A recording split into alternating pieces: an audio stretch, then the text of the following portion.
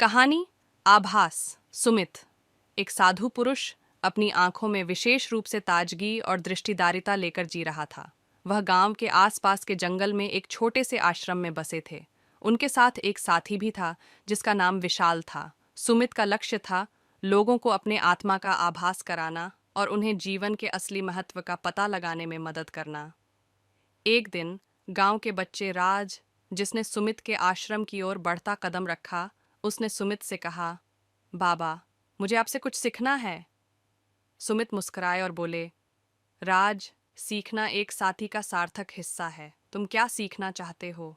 राज ने उत्साह से कहा, मुझे अपनी आत्मा का आभास करना है और मैं यहाँ से शांति और समृद्धि के साथ जाना चाहता हूँ।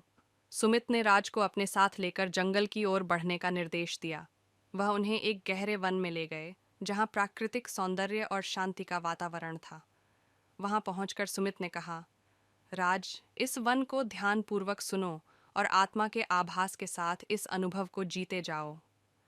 राज ने बैठकर ध्यान लगाना शुरू किया। शुरुआत में उसका मन अधिक चंचल था, लेकिन सुमित ने उससे सहजता से इसे फिर से ध्यान में लाने का सिखाया। धीरे धीरे राज ने अपनी आत्मा के साथ एक गहरा जुड़ाव महसूस करना शुरू किया। वह अपनी आत्मा के माध्यम से प्रकृति के साथ मिलकर एक नई समझ प्राप्त करता गया। कुछ सप्ताहों बाद जब राज अपने गांव वापस लौटा तो लोग उसमें कुछ अलग देखने लगे। उसकी आंखों में नई चमक थी और उसका चेहरा शांति से भरा हुआ था।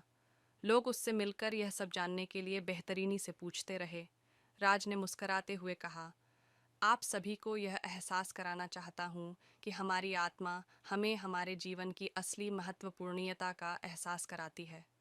उसकी बातें गांव वालों के दिलों को छू गईं और सुमित ने